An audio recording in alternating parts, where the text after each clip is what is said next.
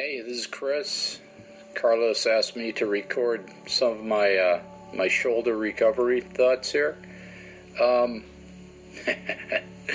Yeah, unscripted, so we'll have to go with it. It is Saturday morning, and I broke my shoulder Tuesday morning out on a trail run. And I guess in this segment, I'll talk about why I ended up breaking my shoulder. And it was the end of 2 weeks, so the start of a third big week of training for a long trail race.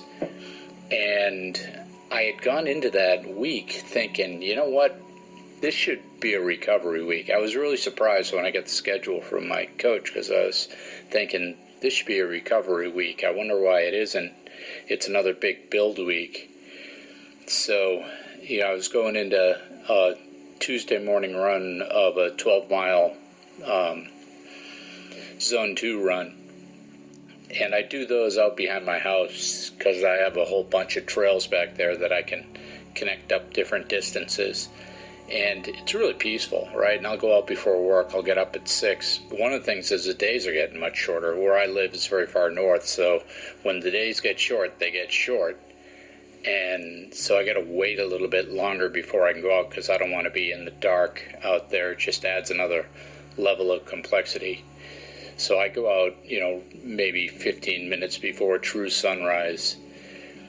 And then me and the dog, we go out and we run in the trails. And I know these trails really well because I run them every day.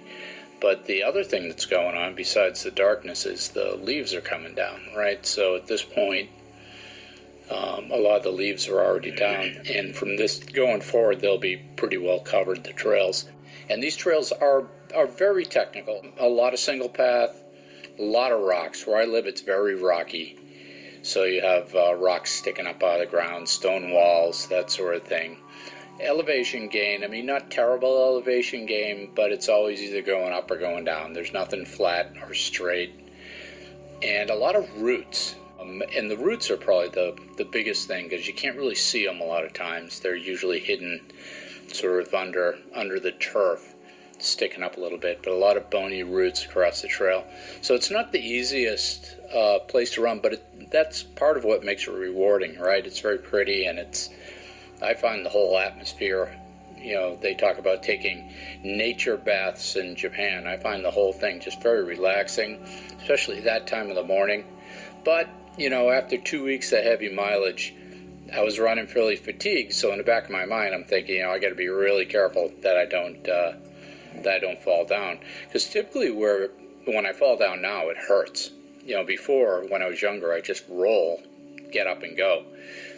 But there's an art to falling down in the trails, and you got to sort of make some quick decisions of how you're going to fall, and try to fall in a way that doesn't hurt as much.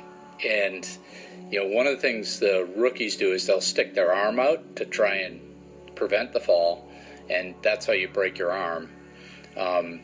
Unless you got to check the ground to see if it's rocks or roots or up or down or whatever, and find a soft spot and a soft way to fall. And then if you land heavy on your chest, you're going to break or bruise a rib as well. And but I'm running really skinny right now. I'm light. I'm down 25 pounds from where I started. So that's another positive, right? So when I fall, typically I don't fall as much because I'm not running with as much weight. And when I do, it doesn't hurt as much because I'm in much better shape. I'm much more fit. But yeah, so with all that, I was probably 6.5, 10K into a 12-mile run, cruising along, going down a hill this is a hill I go down and up all the time. I actually use this hill for my hill repeats now.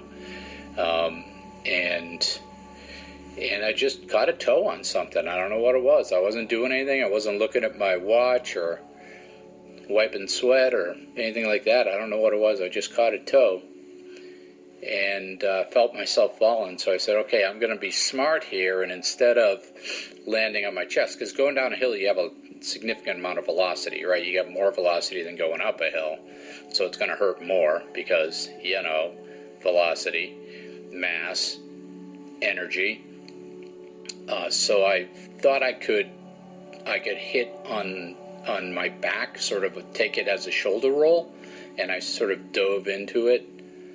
But this is the other thing. This is, as you get older, the things that your mind thinks you can do may or may not be things that you can actually do. And I'm getting up over 5 minutes now, so I'll put a fork in this. But when I tried to do that shoulder roll, I just didn't, I was probably off by an inch, right? And instead of rolling, it just jammed my shoulder right into the ground. And it wasn't, I don't think it was a rock or root or anything. I mean, the ground's hard, but I don't think it was anything crazy sticking up that I hit. And I knew right away. I was screaming. I was crying. On my hands and knees, clutching that shoulder, crying. I knew right away. So I walked my ass home and made an appointment to get it scanned, and sure enough, it had a break in it. But I'll talk more about that in the next installation.